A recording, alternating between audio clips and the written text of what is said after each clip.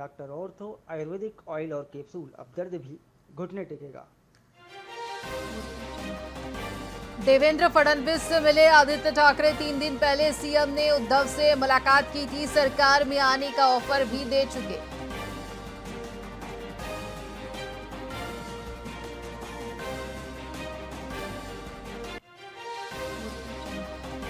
जम्मू कश्मीर में आतंकवादियों सुरक्षा बलों के बीच एनकाउंटर शुरू। किश्तवाड़ में जैश ए मोहम्मद के आतंकी गिरे। 24 दिन पहले उधमपुर में एक आतंकी मारा गया था।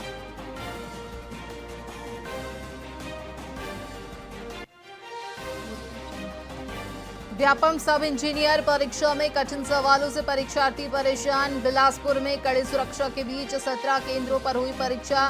डार्क कलर के कपड़ों में आई छात्रा को वापस भेजा।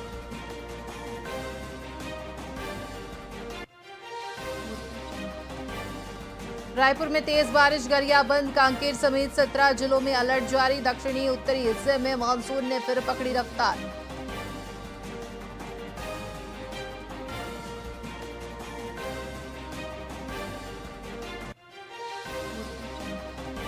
छत्तीसगढ़ के 17 मेन रिजर्वायर 50% से अधिक भरे। दुर्ग बिलासपुर के खारंग और खपरी डैम में 100% पानी भरा। 9 डैम 70% तक खाली।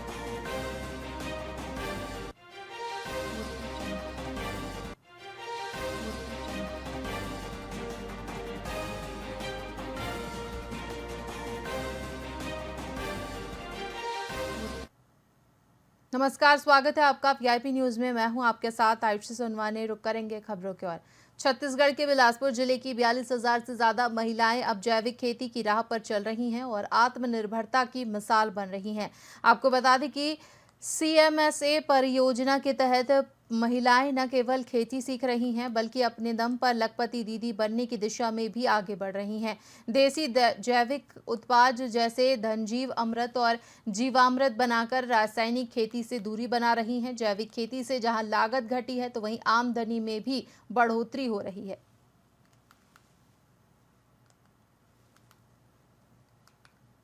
हमारे ज़िले के अंतर्गत में बिहार की दीदियाँ हैं, उनको हमने चयन करते हुए सभी हमारे 424 ग्राम पंचायतों में हर ग्राम पंचायत में 100 महिलाओं को जोड़ा है। इसमें वो कम्युनिटी बेस्ड सस्टेनेबल एग्रीकल्चर, इसके अंतर्गत वो जैविक खाद और जैविक रासायनिक का प्रयोग करते हुए खेती किया जा रहा है। पहले जैसे कि हमारे यहाँ लोग रासायनिक खाद और पेस्टिसाइड उपयोग करते थे, उनके स्थान पे घन जीव अमृत और द्रव जीव अमृत, जो कि गोमूत्र, नीम के पत्ते और गोबर से बनाया जाता है, उसका उपयोग करते हुए न केवल खाद बना रहे हैं बल्कि दवाई बना रहे हैं, जिसके उपयोग से जैविक खेती को बढ़ावा मिल रहा है। साथ ही महिलाओं की आय में काफ़ी वृद्धि हो पा रही है। हमारे ज़िले के अंतर्गत में बिहार की दीदियाँ हैं, उनको हमने चयन करते हुए सभी हमारे 424 ग्राम पंचायतों में हर ग्राम पंचायत में 100 महिलाओं को जोड़ा है। इसमें वो कम्युनिटी बेस्ड सस्टेनेबल एग्रीकल्चर, इसके अंतर्गत वो जैविक खाद और जैविक रासायनिक का प्रयोग करते हुए खेती किया जा रहा है।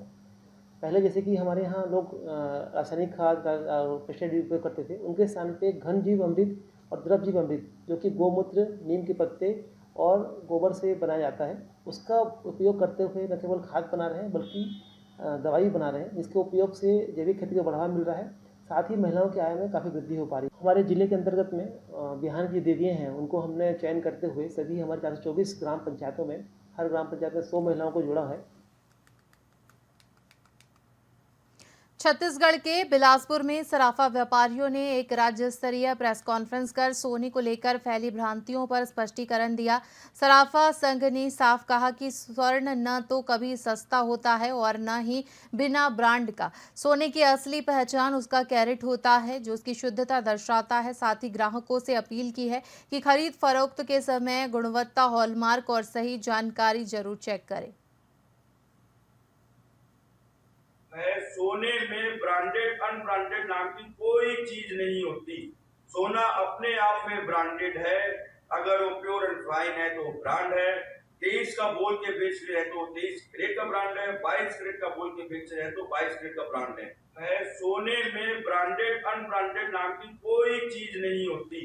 सोना अपने आप में ब्रांडेड है। अगर वो प्योर एंड फाइन है तो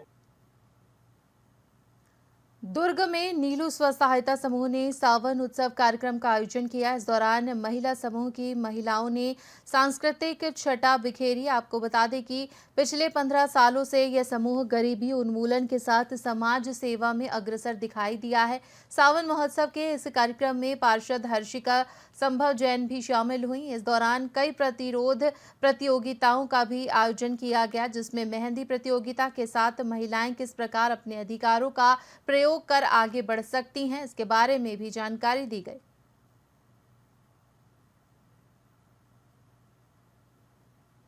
दीदी से 10 साल से जुड़े हुए हैं पिछले, और ये जो कार्यक्रम है स्पेशली सावन महोत्सव, ये महिलाओं के मानसिक स्वास्थ्य और उनके सेल्फ कॉन्फिडेंस के वृद्धि के लिए है, जिससे कि वो अपना अंदर का प्रतिभा को लोगों के सामने एक्सप्रेस कर सके, नाच के, भजन गा के, और एक तैयार होने में जो सेल्फ सेटिस्फेक्शन होता है वो इनके माध्यम से जो प्लेटफॉर्म उपलब्ध कराया जाता है उससे हम लोग आसानी से कर पाते हैं। और ये महिलाओं के लिए एक बहुत ही अच्छा प्लेटफॉर्म है जो वो अपना सेल्फ एक्सप्रेशन कर पाती हैं यहाँ पे, और अपने ही जैसे लोगों के साथ जुड़ के एक ग्रुप के रूप में अपने आप को आत्मविश्वास से परिपूर्ण पाती हैं। ये सावन उत्सव हर साल रखा जाता है, तीज मिलन भी किया जाता है, क्योंकि तीज आने वाला है तो हम उसमें भी बढ़ चढ़ के महिलाएं भाग लेती हैं। नीलू सहायता समूह है, ये बहुत टाइम से चल रहा है और ये सिर्फ महिलाओं के लिए, बुजुर्ग के लिए, बच्चों के लिए सहायता करती हैं। और यहाँ सबसे ज़्यादा जो चीज़ है वो गरीबों की मदद करती है। आजकल कोई भी गरीबों को देख के मुंह फेर लेते हैं, लेकिन नहीं, यहाँ पे हमारे समूह में ये है कि गरीबों को सबसे पहले ऊपर रखा जाता है, अमीरों को नहीं। हम गरीबों को सहायता करते हैं। वृद्धाश्रम में हर महीने जो भी ज़रूरत पड़ता है वो वृद्धाश्रम में बुजुर्गों को जिनके माँ बाप छोड़ दिए हैं उनको सहायता करती है। सबसे बढ़िया उनको क्या ज़रूरत है, बच्चों को क्या ज़रूरत है। दीदी से 10 साल से जुड़े हुए हैं पिछले, और ये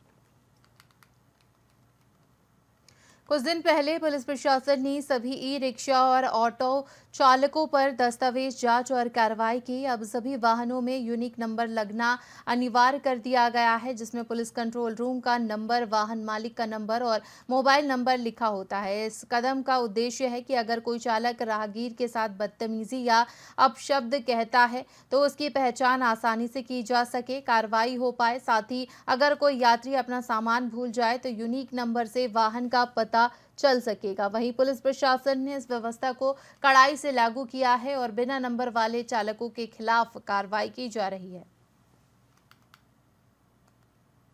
नंबर जो है लगातार ई रिक्शा और ऑटो रिक्शा पे यूनिक नंबर यातायात पुलिस राजनांदगांव के द्वारा दिया जा रहा है। जैसे किसी गाड़ी का नंबर 19 है तो लोगों को याद रखने में आसानी होती है। 19 नंबर की गाड़ी का पूरा डिटेल यातायात पुलिस के पास रहता है, तो कल को जरूरत पड़ने पर उसका उपयोग किया जा सकता है। इसके अलावा सभी ऑटो चालकों को समझाई भी दी गई है कि आपकी गाड़ी के अंदर में जहाँ पैसेंजर सीट होती है वहाँ पर पुलिस कंट्रोल रूम का नंबर रखें, साथ ही गाड़ी मालिक का नंबर जो है बाहर की तरफ रखें ताकि जरूरत पड़ने पर उसका उपयोग पैसेंजर कर सकते हैं, अन्य कोई व्यक्ति करने पर जरूरत पड़े पर उसका उपयोग। नंबर जो है लगातार ई रिक्शा और ऑटो रिक्शा पे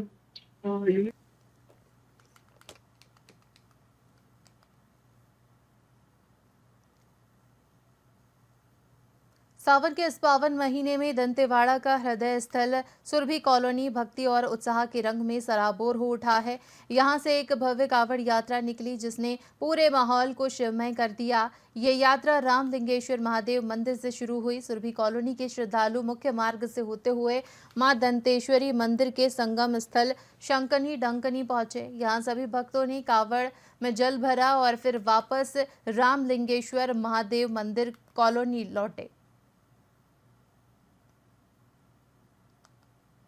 बताइएगा भैया, आज जो सुरभि कॉलोनी में आप लोगों के द्वारा कावड़ यात्रा निकाली गई थी उसके संबंध में बताइए।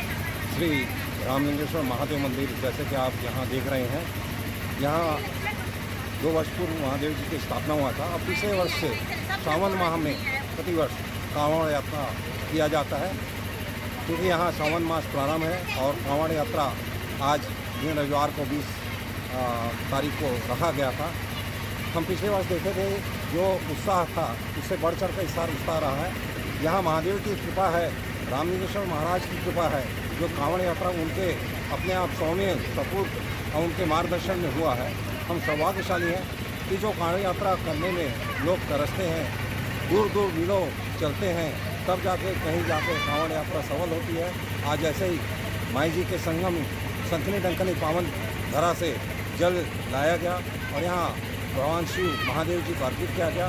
सभी बहुत उत्साहित हैं और सभी बहुत ही इस हर्ष विषय में शामिल भी है और मैं अपील भी करता हूँ कि ऐसे ही हमेशा लोगों का सहयोग बना रहे और कॉलोनी का पूरे नगर इसे गौरवान्वित हुए हैं। बताइएगा।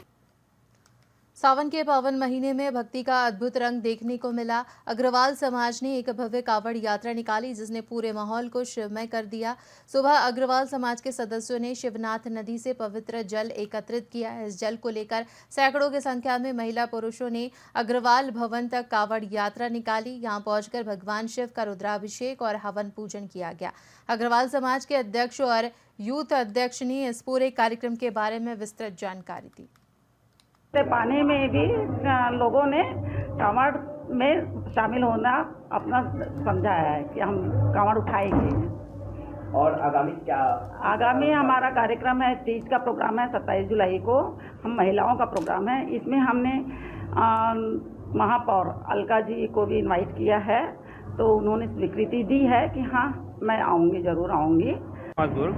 ये हमने पिछले वर्ष हमारा पहला साल था, पहला कार्य था कि हम शुरू करें। पिछले वर्ष हमने किया था, तब उस समय हमारे समाज से 200 कावड़िया ने कावड़ उठाया था और जल अभिषेक अग्रसन भवन में किया था। इस साल हमारा था कि कुछ हम नया करें, इसलिए हमने इस साल झांकी के रूप में रामेश्वरम दर्शन, जिसमें राम भगवान जी जब शिवलिंग बनाए थे रामेश्वरम में, उनका एक झांकी का रूप रखा है। साथ में ही इस साल हमारे पास 400 कावड़िया हैं जिन्होंने कावड़ जल उठाए। शिवनाथ नदी से लेके अग्रसन भवन में स्वागत होते हुए पीछे गौ माता मंदिर में जलाभिषेक के साथ होगा। बनवाया है जिसमें हर एक शिवलिंग पर, हर एक ज्योतिर्लिंग पर 2 जोड़े यजमान बैठेंगे और पूरा समाज उसमें मतलब जल चढ़ा सकता है। इसकी तैयारी कितने दिनों से करते आ रहे हो? तो शायद बहुत हाँ, कम से कम 15 दिन से चल रही है, लेकिन एक हफ्ते से बहुत जोर युद्ध स्तर पर चल रही है। और सारे जितने भी हमारे पीडी ग्रुप्स के जितने भी मेंबर्स हैं यहाँ बैठे हैं हमारी, वो सब बहुत मेहनत किए हैं। पाने में भी लोगों ने कांवड़ में शामिल होना। छत्तीसगढ़ में मानसून की दस्तक के बाद एनजीटी के निर्देशों के तहत बारिश में उत्खनन पर प्रतिबंध है, लेकिन इसके बावजूद बिलासपुर में रेत माफिया बेखौफ होकर अवैध उत्खनन को अंजाम दे रहे हैं। बिलासपुर की अरपा नदी में जैसे ही जलस्तर कम हो रहा है, रेत माफिया जेसीबी और हाईवा उतारकर अंधाधुंध रेत निकाल रहे हैं। सबसे चौंकाने वाली बात यह है कि हाईकोर्ट के आदेशों के बाद भी खनिज विभाग के अफसर अवैध उत्खनन और परिवहन को रोकने में नाकाम साबित हो रहे हैं। स्थानीय लोग आरोप लगा रहे हैं कि इस अवैध रेत के कारोबार में खनिज विभाग के अफसर भी शामिल हैं।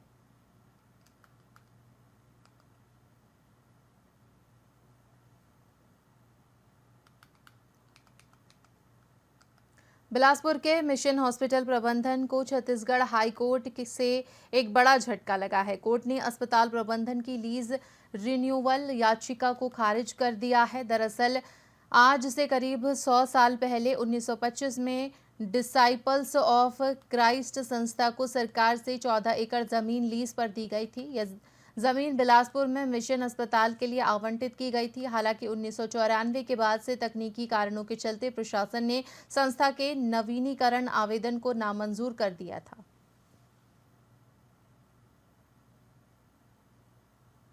इसी के साथ खबरों में फिलहाल इतना ही। बने रहिए वीआईपी न्यूज के साथ। मुझे दीजिए इजाजत। नमस्कार।